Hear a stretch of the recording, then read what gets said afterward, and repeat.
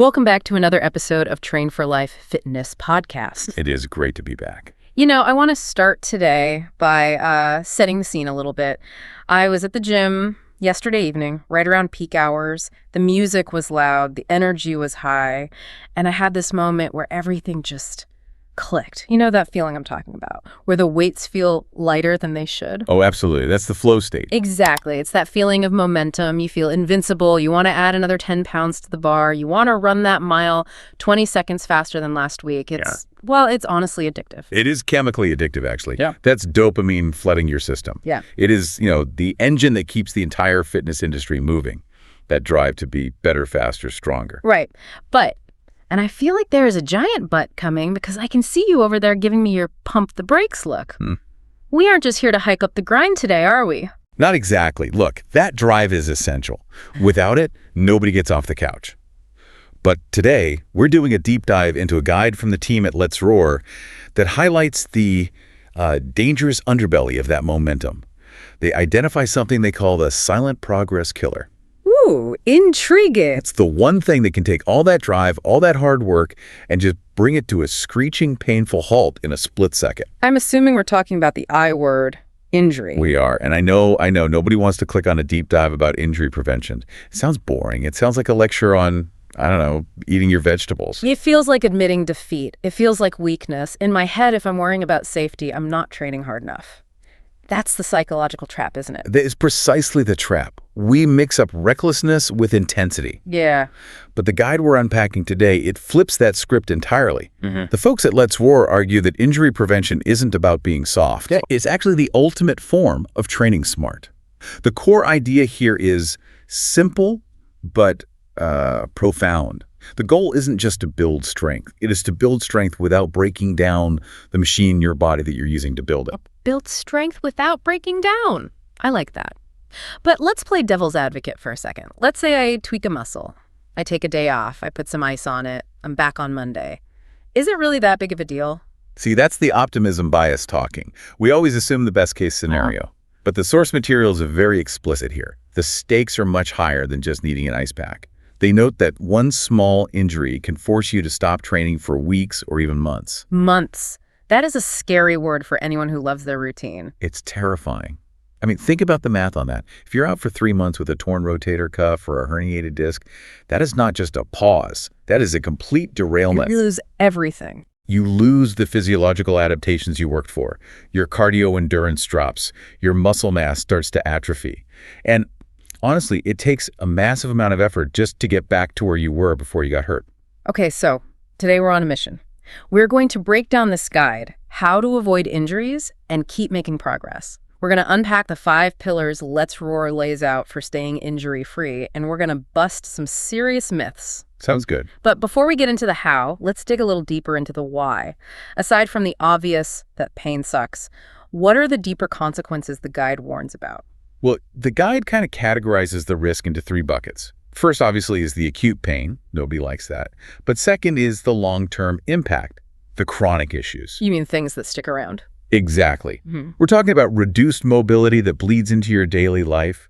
Can you pick up your groceries without wincing? Can you play on the floor with your kids? Right. Functional life stuff. The stuff that actually matters outside the gym walls. Exactly. And the third bucket, which I think is the most overlooked but maybe the most damaging, is mental burnout. Oh, that is real. I've been there. There is nothing more frustrating than having the will to train but not the ability. It just messes with your head. Precisely. It creates this negative feedback loop where you get depressed because you can't train, so maybe you eat poorly, which makes the recovery even slower. Yeah. So you asked earlier about the upside. Why should I care? According to the source, the answer is one word: consistency. Consistency is king. We hear that all the time, but I want you to really break it down.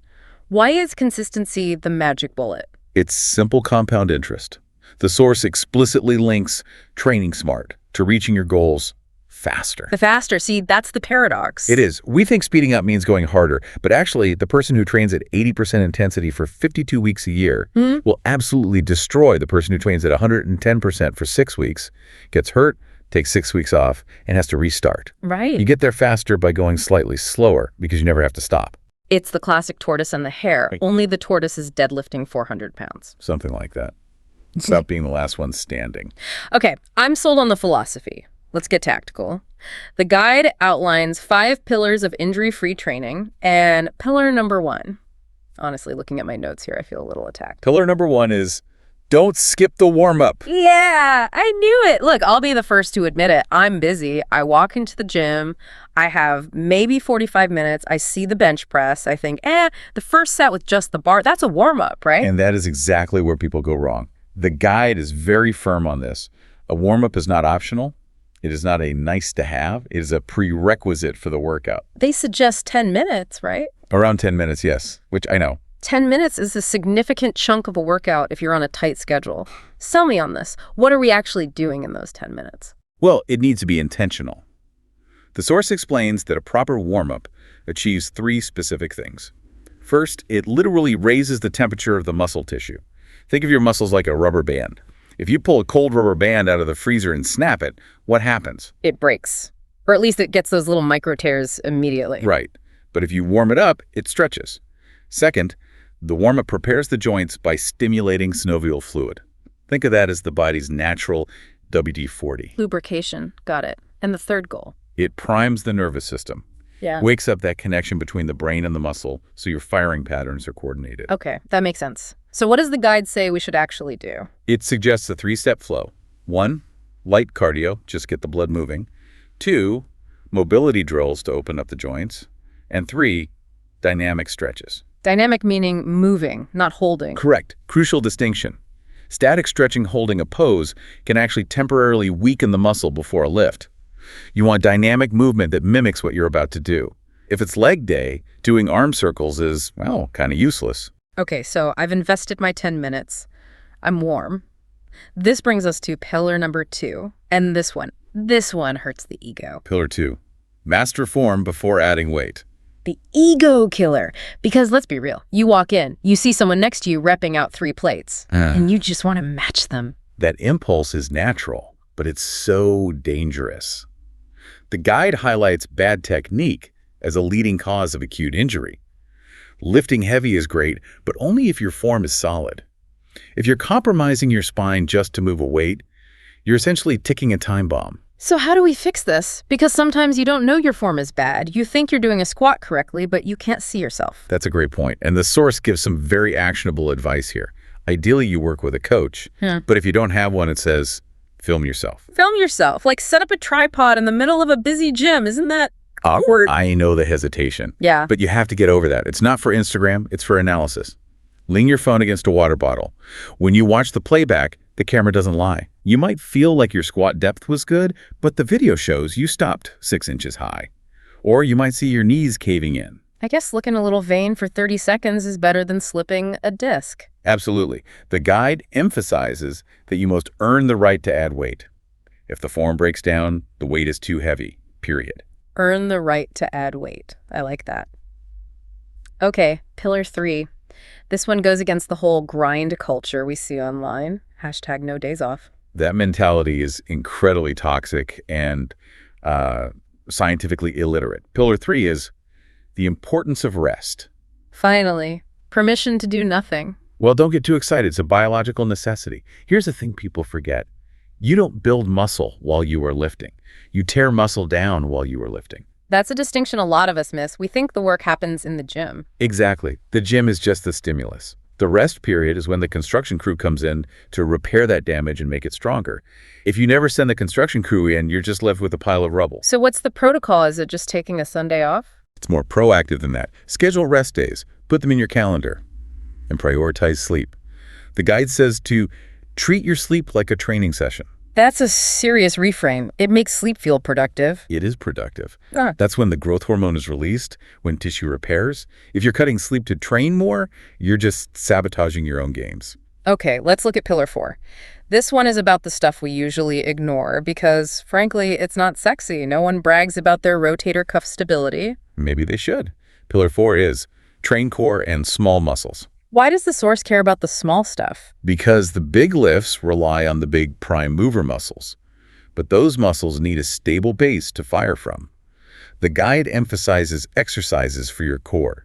And not just six-pack abs, I mean the deep bracing muscles and the tiny stabilizers around your shoulders and hips. So if those small muscles are weak, what happens? Your body compensates. The big muscles try to do jobs they aren't designed for. And compensation leads to bad form, which leads to... Injury. Exactly. Think of it like a crane lifting a heavy load. The crane arm is the big muscle, but if the base of the crane, the core, is wobbly, the whole thing just tips over. You can't fire a cannon from a canoe. Exactly. You need stability to produce power safely. Okay, pillar 5. This is the one that I think requires the most intuition. It's about listening to your body. Pillar 5. Pay attention to pain. But this is tricky, right? Because we are conditioned to believe no pain, no gain. How do we know the difference between the pain that makes us stronger and the pain that breaks us? That is the million-dollar question. And the source provides a really clear distinction. It separates soreness from pain. Okay, break that down. What does good pain feel like? Soreness. Delayed onset muscle soreness. It's that dull, stiff feeling in the belly of the muscle a day or two after a workout. That's a green light. It means you worked hard. And the red light? Sharp, shooting, or ongoing pain, especially if it's in your joint. Yeah. If you feel a pinch, a stab, or an electric shock, that is not weakness leaving the body. That is your body screaming, stop. And the source is pretty firm on the stop rule, right? Very firm. If something feels wrong, stop. Do not push through it. That's so hard to do in the moment, though. You have 2 reps left. The adrenaline is going. I know. It takes incredible discipline to rack the bar when you aren't done. But the guide says you have to adjust. Lower the weight or just walk away and live to fight another day. It says listening prevents small issues from turning into big problems. Never worth the last rep. I need that on my lifting belt. Okay, so those are our 5 pillars, but we still have these myths floating around. The guide has a section called Busting Fitness Myths. Let's do it. Misinformation is just as dangerous as a heavy deadlift with a rounded back. Myth number 1, injury prevention is only for beginners. The idea that I've been lifting for 10 years, my tendons are made of steel. Yeah, that's just arrogance. The source busts this immediately. The truth is, even experienced lifters, especially experienced lifters, get injured. Think about it. An advanced lifter is moving much heavier loads. The sheer force is higher. Right. Gravity doesn't care how long you've been lifting. Exactly. You never graduate out of safety. Myth number 2, you need to go heavy every session to see progress. That go hard or go home thing again. Which is a recipe for disaster. The source clarifies that smart, steady progress beats reckless lifting every time. If you go heavy every single session, your tendons and ligaments never get a break, and they heal slower than muscle. It's the long game. Okay, myth 3, stretching is all you need to stay injury-free. Just touch your toes and you're good. I wish it were that simple. Yeah. The expert view here is that while stretching helps, it is not a magic bullet. You can be the most flexible person in the world, but if your form is trash and you never rest, you're going to get hurt. It's like wearing a seatbelt but driving the car off a cliff. Exactly. It's a holistic system. Okay, so we've busted the myths, we've built the pillars, let's land the plane. What's the payoff? What happens when we actually train smart? The results are what everyone actually wants. The source lists 4 benefits. First, faster strength gains. Wait, faster, but we're resting more. Yes, but you are training consistently. No breaks for injury means more total training days in the year. It's just math. Second, better flexibility in movement. You just feel better in your body day to day. That sounds nice. What else? Stronger joints and fewer setbacks. You're building armor. And the 4th one, more motivation. Because you aren't sidelined. Exactly. Nothing kills motivation faster than being unable to do what you love. Oh. The key takeaway from the text is this. Progress doesn't come from random heroic workouts. It comes from smart, consistent effort over time. That consistency really is the secret sauce, isn't it? It's not sexy. It's just show up, do it right, and keep showing up for 10 years. That's it. You don't have to train less. You just have to train smarter. A strong body is a healthy, injury-free body. I love that. And it ties back to the brand behind this guide, Let's Roar. Their whole thing isn't about quick fixes. It's about training with purpose. It's about longevity. Right. They're all about long-term progress. It's a very mature approach to fitness. It is. And they have this motto that I think sums it up perfectly. Once a lion, always a lion. Once a lion, always a lion. To me, that means this is about your identity. It's not about satisfying your ego today. It's about being a lion for the rest of your life. Staying capable, strong, and fierce for the long haul. You can't be a lion if you're stuck on the sidelines. Absolutely. The lion knows when to hunt and when to rest. That's what makes it the king. It moves with purpose. Boom, mic drop. That's the energy I want to take into my session tomorrow. So for everyone listening, take a look at your routine this week. Are you warming up? Are you resting? Take one thing from today's deep dive and apply it. Your future self will thank you. They certainly will. Thank you for listening. Don't forget to subscribe, and in the meantime, let's roar.